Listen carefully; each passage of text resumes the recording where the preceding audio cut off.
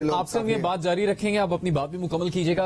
वफाकी वजीर फवाद चौधरी साहब हमारे साथ मौजूद हैं। फवाद साहब, शुक्रिया आपके टाइम का। आप भी काफी इन्वॉल्व हैं इस इलेक्शन में, आपके हमने कुछ पैगाम भी देखे सोशल मीडिया पर।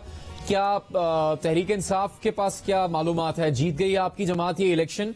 और दूसरा, आपने ये पैगाम भी दिया कि जो आज का इंतखाब है वो इमरान खान के नए कश्मीर के नाम है, तो इससे आपकी क्या मुराद थी आज जब आपने ये बयान सोशल मीडिया पर जारी किया?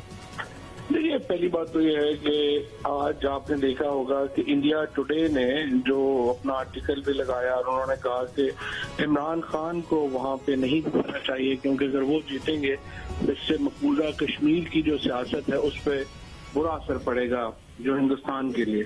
अब इससे एक बहुत सिग्निफिकेंट जो बूस्ट मिला है मकबूजा कश्मीर की तहरीक को, क्योंकि इमरान खान सिर्फ पाकिस्तान और कश्मीर के नहीं, मकबूजा कश्मीर में भी सबसे मकबूल रहनुमा है। और अब ये जो कश्मीर में पीटीआई की हुकूमत बनेगी, इससे एक नई जिला मिलेगी कश्मीर की आज़ादी की तहरीक को, और कश्मीरी जो हैं उनको एक पूरी नई जो है वो उनको एक पूरा नया समझिए कि कॉज मिलेगा। और इंशाअल्लाह ताला इससे एक कश्मीर की आज़ादी को, एक कश्मीर की आज़ादी की जो तहरीक है उसको एक नया जज्बा जो है वो अता होगा इंशाअल्लाह आज की कामयाबी से।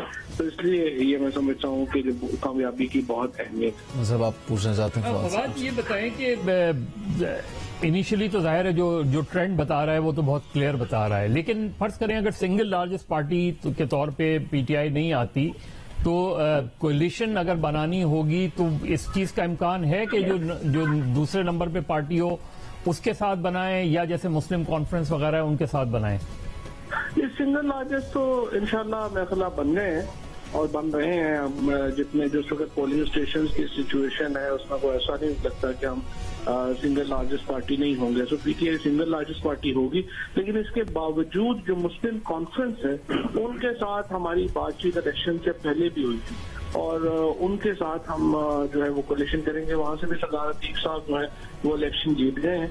सो मुस्लिम कॉन्फ्रेंस ऑब्वियसली एक ऐसी जमात है जिसको कोलिशन के लिए कंसिडर किया जाए। फवाद साहब, एक तरफ तो ज़ाहिर इमरान खान साहब के जलसे थे, आपकी पूरी पार्टी की कैंपेन थी, अलग से जो बात हुई बहुत ज्यादा वो अली अमीन गंडापुर साहब की अंदाज़े गुफ्तगू की हुई। उन्होंने जलसों में जो जबान इस्तेमाल की और उस पर पाकिस्तान की जो कई सिविल सोसाइटी से ताल्लुक रखने वाली खवातीन हैं उन्होंने काफी ज्यादा एहतजाज भी किया, उसकी मजम्मत भी की और तहरीक इंसाफ से भी मुतालबा किया कि उनके रवैये की हौसला शिकनी होनी चाहिए।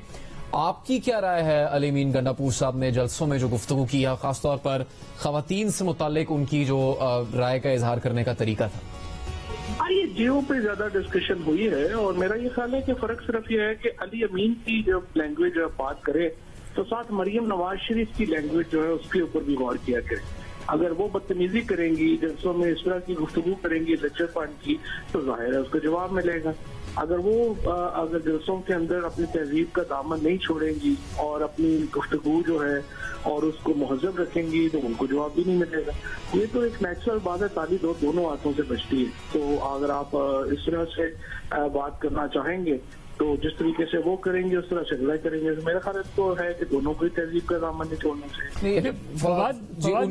मरियम ने जो सब बात की थी उसके ऊपर भी तनकीद हुई है। फवाद साहब दुरुस्त कह रहे हैं और आपने भी शायद राय का इजहार किया कि उनको मजहबी कार्ड इस्तेमाल नहीं करना चाहिए था, लेकिन अगर वो गलत है तो तहरीक इंसाफ में अगर अली अमीन गंडापुर साहब ने गलत बात की है तो उसकी किसी तहरीक इंसाफ के रहनुमा की तरफ से मजम्मत तो नहीं की गई। असद उमर साहब ने तो उनकी तारीफें की हैं, और उनके अलावा किसी और लीडर ने ये नहीं कहा कि वो इतने थप्पड़ मारे जाएंगे किसी दूसरे शख्स को कि उसको सबक सिखा दिया जाएगा या उसको होश आ जाएगा। इस तरह की बात तो अली अमीन साहब के अलावा किसी ने नहीं कही। नहीं, मैंने तो भी आपके सामने बात की है कि सबको ही तहजीब का दामन जो है वो हाथ से नहीं छोड़ना चाहिए, और ताली दोनों हाथों से बचती है। अगर वो तहजीब में रहेंगे तो बाकी भी तहजीब में रहेंगे। फवाद, ये बताइए कि ये जो एक डिबेट हुई है और इसमें बात सामने आई है कि एक तो ये कि पहले जाहिर है ऐसा होता था कि सिर्फ आज़ाद कश्मीर की जो अपनी जमातें हैं वो ही इलेक्शन लड़ती थी, वही पार्टिसिपेट करती थी। ये फिर ट्रेंड चेंज हुआ।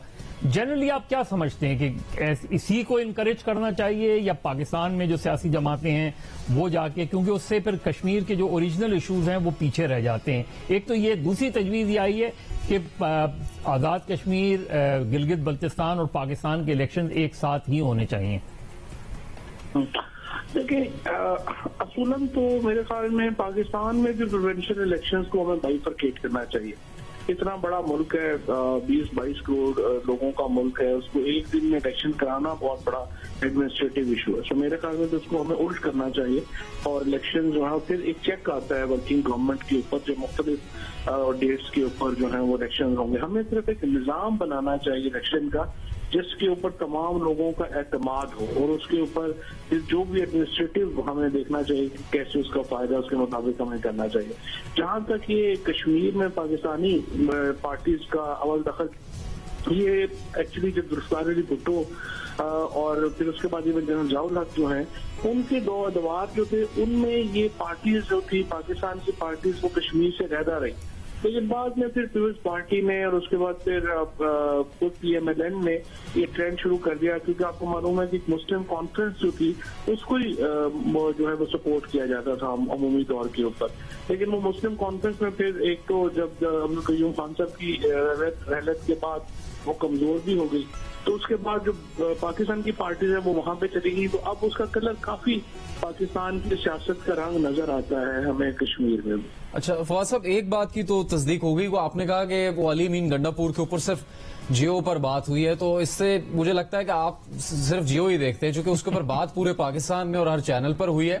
लेकिन अगर आप जियो और गौर से देखते हैं तो आपको पता लगता है कि जियो पर ही मरियम नवाज साहिबा का जो मतनाज़े बयान था, जो उनको इमरान खान साहब के खानदान से मुतालिक नहीं देना चाहिए था, उसके ऊपर भी बहुत ज्यादा जोर और शोर से बात की गई है और उसकी मेहमानों ने मजम्मत भी की है। वो आपने नहीं देखा?